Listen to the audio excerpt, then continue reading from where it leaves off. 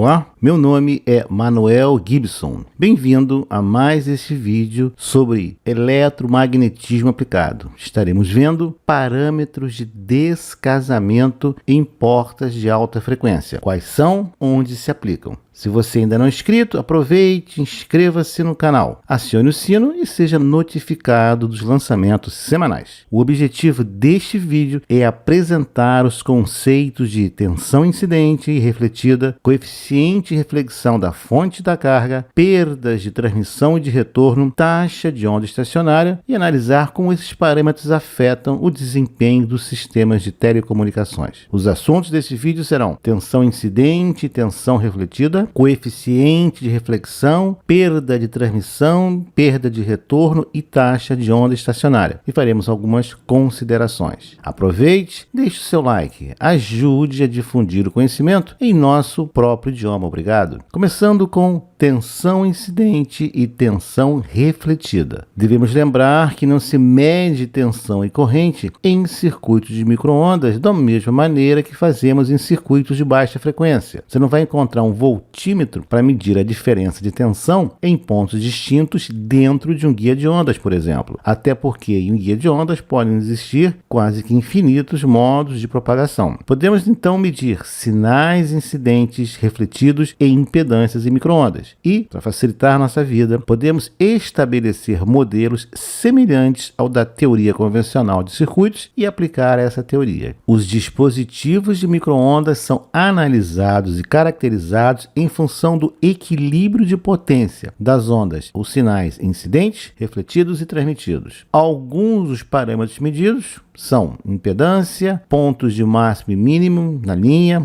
em relação a um ponto de referência e potências incidentes e refletidas. Conhecer, compreender e aplicar o conceito de fluxo de energia nas portas de um dispositivo é fundamental para sua correta operação e manutenção. No vídeo anterior, apresentamos e descrevemos o conceito de porta em um dispositivo de alta frequência. A seguir, são apresentadas as tensões incidentes refletidas nas portas de tais dispositivos. Na figura temos à esquerda um gerador com uma tensão em aberto G e uma impedância da fonte ZG, e à direita a carga ZL. Temos no meio um dispositivo que recebe os sinais da fonte e repassa para a carga. Vamos observar na nossa nomenclatura, é uma referência que estamos usando, os sinais V1+, V2+, entrando no dispositivo. E os sinais V1- e V2- saindo do dispositivo. Então, a nossa nomenclatura passa a ser: as tensões que entram no dispositivo ou na rede, V1+ e V2+, a parte de cima, são considerados os sinais ou tensões incidentes no dispositivo. Eles incidem no dispositivo. Já as tensões que aparentemente saem do dispositivo, ou seja, V1- e V2-, são consideradas as tensões refletidas pelo dispositivo.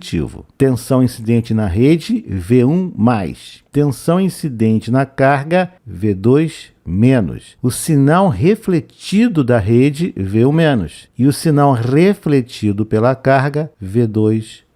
Então essa vai ser a nossa notação utilizada neste vídeo. Aí temos V1+, tensão incidente na entrada da fonte para o dispositivo. V1- é a tensão refletida na entrada do dispositivo para a fonte. V2+, tensão refletida na carga que incide no dispositivo. V2-, tensão incidente na carga. As tensões refletidas surgem quando existe algum descasamento entre a fonte e a carga. Na prática, sempre ocorre descasamento. Manter o descasamento em valores aceitáveis é funções do projeto, especificação, operação, instalação e manutenção. Quanto é um descasamento aceitável? Depende. Depende de quanto você precisa e pode gastar. Depende da especificação. Depende do que é possível fazer. Veremos em seguida o coeficiente de reflexão, perda de transmissão, perda de retorno e a taxa de onda estacionária. começando pelo coeficiente de reflexão. Você vai encontrar nos livros ou referências dois símbolos. O que nós estamos mostrando agora, que é a letra grega gama, ou, em algumas referências, a letra grega rho. Aí temos a nossa configuração clássica de fonte, dispositivo, carga, com um sinal incidente na carga, sinal refletido na carga, e agora temos um sinal que é transmitido para a carga, porque esse é o nosso objetivo, transmitirmos ou passarmos energia para a carga. A carga tem que absorver essa potência de energia. Nossa equação de referência vai ser que a potência incidente é fornecida pelo gerador, ela vai ser a potência refletida, que retorna, indesejada, mais a potência transmitida, que é aplicada à carga desejada. Então a potência incidente é a fornecida pela fonte. A potência refletida retorna para a fonte. E a potência transmitida é que é efetivamente aplicada à carga. Incidente, refletida, transmitida. Vamos agora colocar a equação de potências em função das tensões eficazes. E agora temos essa equação. Do lado esquerdo a potência incidente, do lado direito a potência refletida e a potência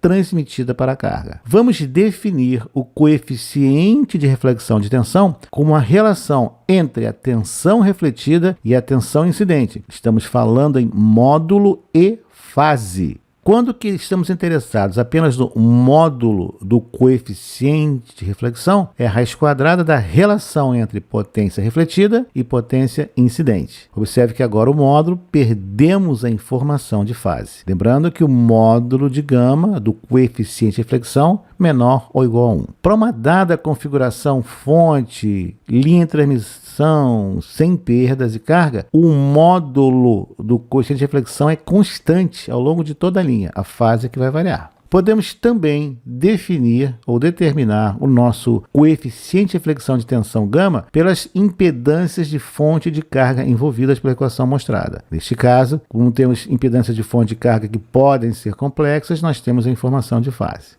Quando estamos trabalhando com uma linha de transmissão sem perdas ou cujas perdas podem ser consideradas desprezíveis, conforme nos deslocamos ao longo da linha, da carga para o gerador, do gerador para a carga, o raio, o módulo do coeficiente de reflexão continua constante. O percurso que fazemos é dado pela linha pontilhada na carta de Schmidt, um círculo de raio constante. Esse raio é o módulo do coeficiente de reflexão. A linha azul está definindo um ponto que é a nossa impedância em um certo ponto da linha de transmissão. Pode ser a carga, inclusive. O que varia, então, é o ângulo, a fase do coeficiente de reflexão. Então, o raio é o módulo de gama, é o módulo do coeficiente de reflexão. Podemos ainda definir uma impedância de entrada do dispositivo, que é a carga da fonte, e uma impedância de saída, que é a impedância de fonte para a carga. O nosso próximo item, abordamos perda de transmissão, ou transmission loss. Vamos estudar a equação, potência incidente igual a potência refletida, potência transmitida. Vamos dividir ambos os lados da equação por potência incidente. Aí temos um mais. Sabemos que a relação entre as potências refletida e incidente é o módulo ao quadrado do coeficiente de reflexão. E agora vamos definir esse termo, a relação entre a potência transmitida e a potência incidente, como sendo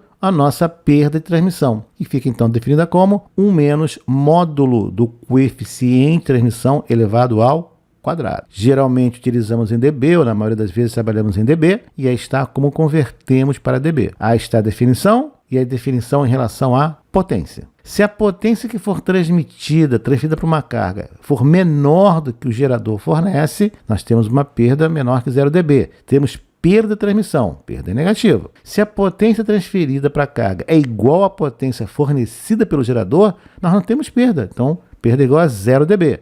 Toda a potência disponível para a carga é efetivamente absorvida pela carga. E se a perda de transmissão for maior do que 0 dB? Nesse caso, é bom você começar a se preocupar, porque a carga está recebendo mais potência do que a fonte está fornecendo. No nosso próximo item, vemos perda de retorno. Se você está gostando do vídeo, se ele está contribuindo para o seu conhecimento, deixe o seu like, divulgue o canal, divulgue esse vídeo, ajude a divulgar o conhecimento em nosso próprio idioma. Obrigado. A perda de retorno é definida como a relação entre as potências refletida e incidente, exatamente o módulo de gama ao quadrado. Aí está. Quando trabalhamos em logaritmo, em dB, 20 vezes log na base 10 do módulo do coeficiente de reflexão de tensão. A taxa de onda estacionária vai ser definida como a relação entre a tensão máxima e a tensão mínima na linha, ou 1 mais módulo de gama sobre 1 menos módulo de gama.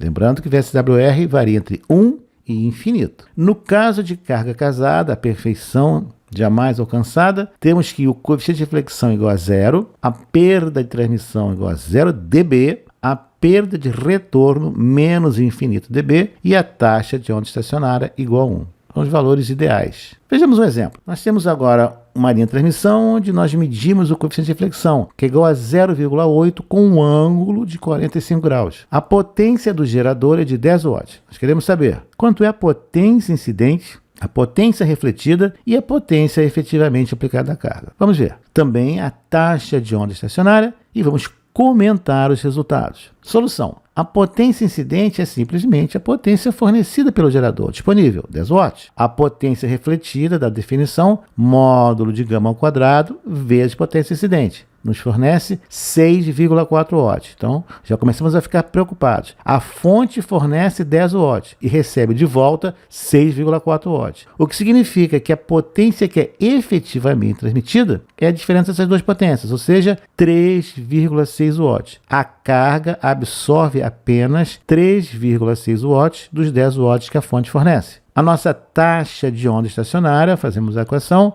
é igual a 9. Ou seja, o sistema analisado é péssimo quanto à transferência de potência da fonte para a carga. Apenas 36% da potência fornecida pelo gerador é transferida para a carga.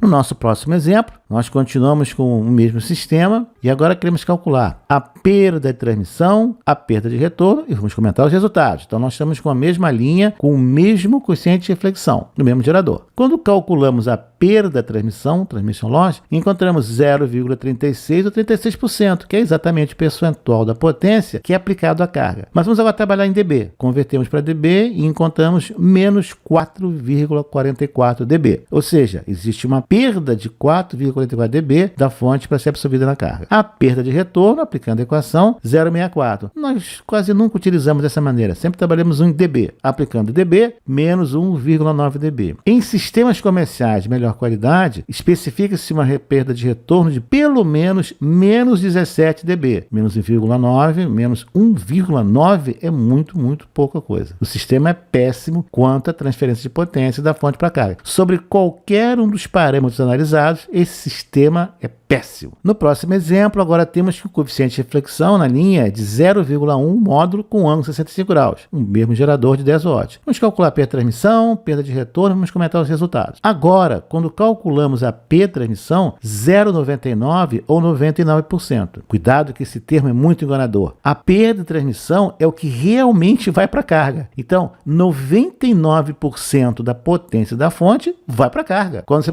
trabalha com isso em dB, é uma perda de 0,044 dB. É negativo porque é perda. E a perda de retorno? Aplicando a equação, menos 20 dB. Observe que sistemas comerciais exigentes, menos 17. O nosso sistema é 3 dB ainda melhor do que um sistema muito exigente. Logo, esse sistema analisado com esse coeficiente de reflexão de 0,1 em módulo é excelente quanto à transferência de potência da fonte para a carga. Vejamos agora algumas considerações. Vimos que os parâmetros de perda por descasamento são função das impedâncias de fonte e de carga no circuito, na entrada e na saída. As impedâncias vistas pelas fontes dependem das impedâncias de carga, do tipo e comprimento das linhas de transmissão que vão interligar esses elementos. O coeficiente de reflexão é um número complexo com módulo e fase. Para um sistema de carga casada, o coeficiente de reflexão é igual a 0. Quando todo sinal da fonte é refletido, situação de curto ou aberto, já vimos isso em vídeos anteriores, o módulo do coeficiente de reflexão é igual a 1. A medida da relação entre a potência refletida e a potência incidente nos fornece o módulo do coeficiente de reflexão. A fase é perdida. A perda de transmissão é a relação entre a potência incidente e a que é fornecida, e é efetivamente aplicada à carga. Na condição de carga casada, a perda de transmissão é 1 ou, mais comumente utilizado, 0 dB. A